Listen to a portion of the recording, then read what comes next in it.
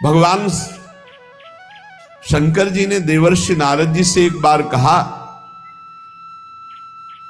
कि जब मैंने युगल मंत्र का जो बहुत समय तक जप किया कैलाश पर, परम पावन कैलाश पर, तो भगवान श्री कृष्ण प्रकट हुए और कहा वरदान मांगो।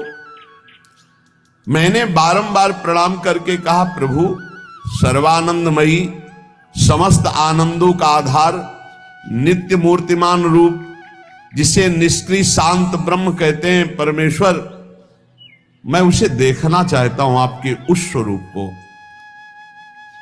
भगवान ने कृपा करी, सामने पहले यमुना जी प्रकट हुई, फिर वृंदावन प्रकट हुआ, फिर जो अभी शोभा बताई युगल सरकार की, कदम्ब के नीचे ऐसे बैठे हुई, ऐसा देखा कि किशोरी जो बाहु लालजू पर विराजमान किए हुए ऐसे सिंहासन पर विराजमान हैं। इसके बाद भगवान ने कहा कि यदद्य में त्वया दृष्टमिदं रूपम अलौकिकम घनीभूतामल प्रेम सच्चिदानंद विग्रहम। ये जो मेरा अलौकिक रूप है ये निर्मल प्रेममय है, सच्चिदानंदमय है।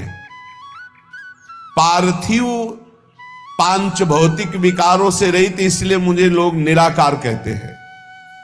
त्रिगुण माया से रहित, इसलिए मुझे निर्गुण कहते हैं। सब जगह में विराजमान हूं, इसलिए मुझे निष्क्रिय कहते हैं। और मैं ही परात्पर ब्रह्म की प्रतिष्ठा हूं।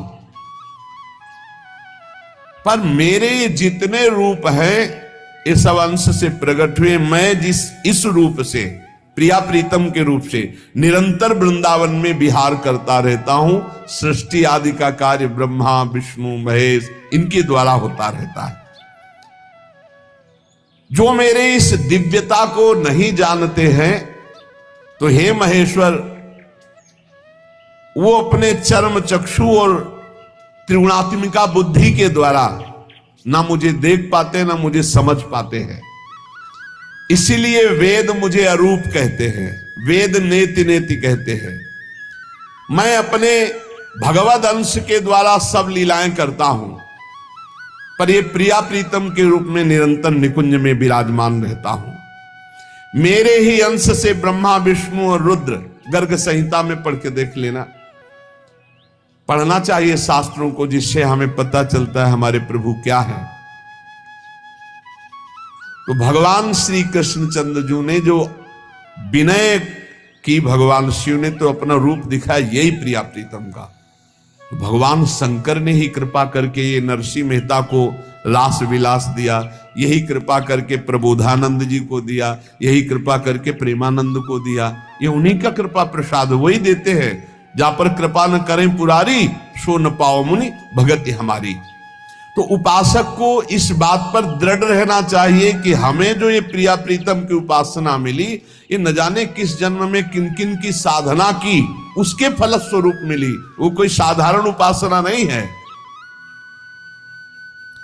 जिसे बहुत ध्यान देने के बाद इस प्रेम रस की प्राप्ति करनी है, उस संप्रदायवाद के झगड़े में भी ना फंसे।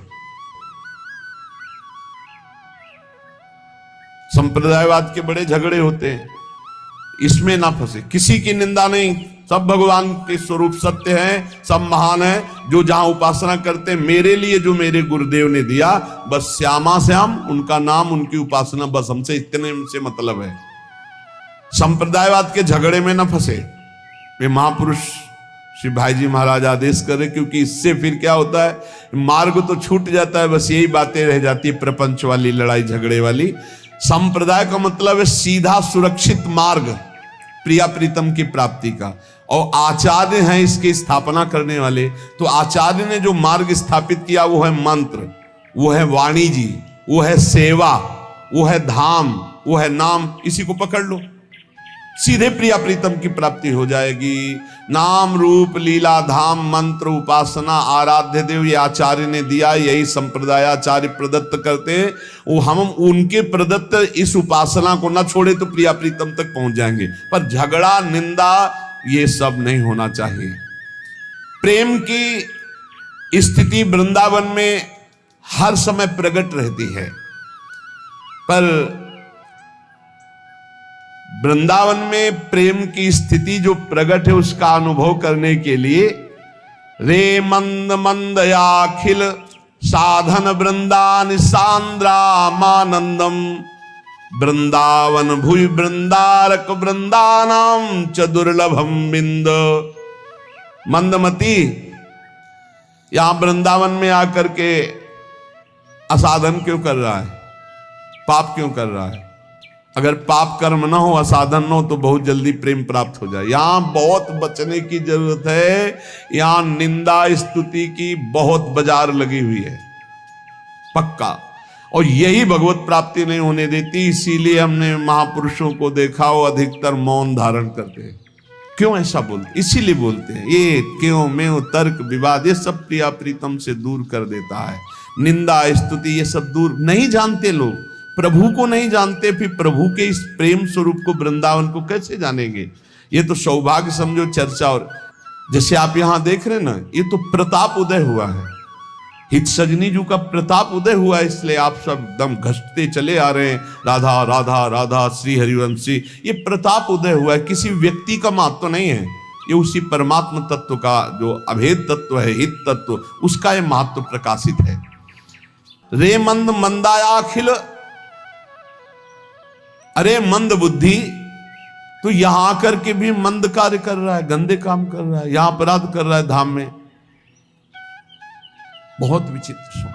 यमुना किनारे बैठ के भजन नहीं, लोग नशा करते हैं, प्रपंच की बातें करते हैं, ताश खेलते हैं। देखो कैसा समय आया जो एकांत क्षेत्रों में बैठकर भगवत ध्यान किया जाता था। आप देखना टहल करके तो किनारे कोई बीड़ी पी रहा है, कोई तमाकू रगड़ रहा है, कोई ताश खेल रहा है। जहां एकांतिक भजन क्षेत्र है, कैसा कलयुग का रे मंद मंदायाखिल।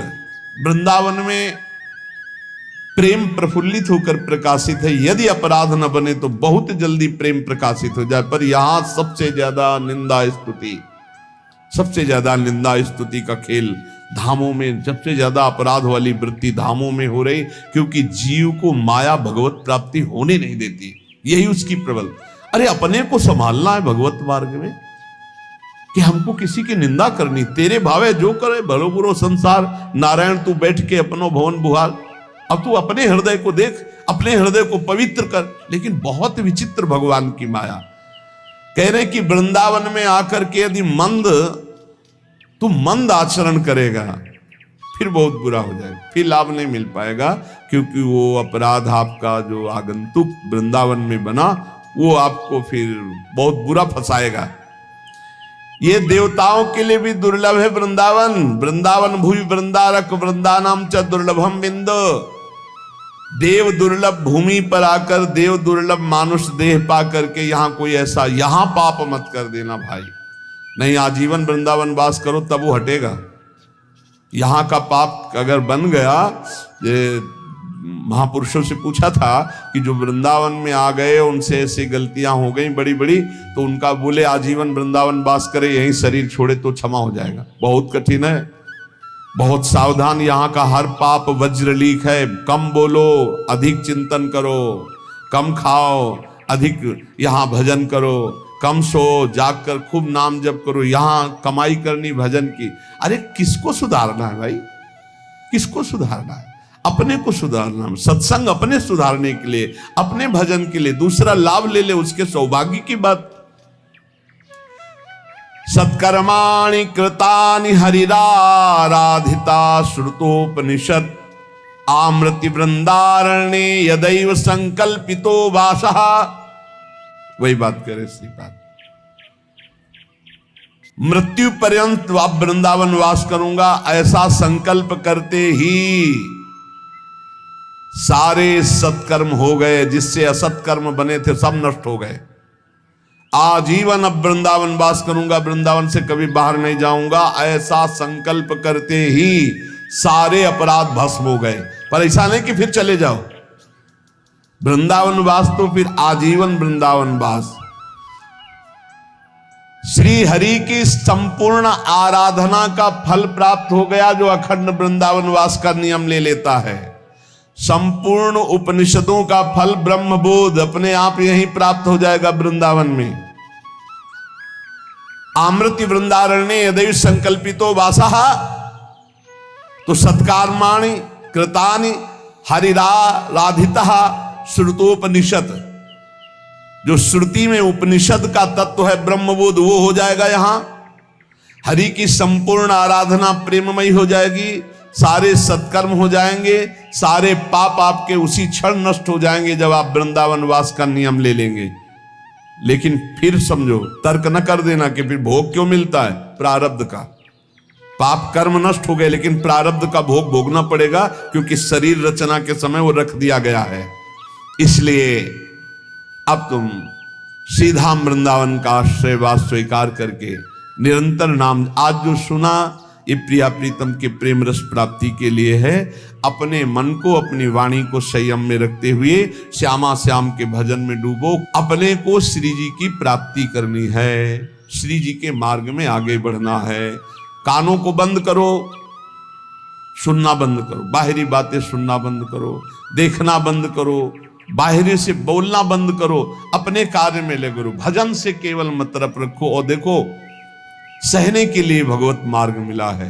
सहत सहत बाढ़े भगति गृह तन गुरु हितगार, हर बात सहना है प्यारे। अभी तो देखो, भक्तों के चरित्र पढ़ के देखो, आग में जलाए जा रहे हैं, हाथी से कुछ लाए जा रहे हैं, विष पिलाया जा रहा है। अपने प्यारे के लिए प्राणों का क्या मोह करना, हमें भगवत मार्ग में चलना है। और बिल्कुल सच्ची बात समझ लो, ये केवल भगवत प्राप्ति के लिए सत्संग है, बिल्कुल निष्काम, भगवान की तरफ सब चले, केवल इतनी बात है। कष्ट सहते हुए भी ये जो सत्संग हो रहा है केवल इसलिए हो रहा है कि आपका मंगल हो, आप भगवान की तरफ चले, आप निर्दोष ब्रह्म की प्राप्ति करें, बस। इसलिए भजन और सत्संग का लाभ लिया जाए। यहां बहुत संसार विचित्र है।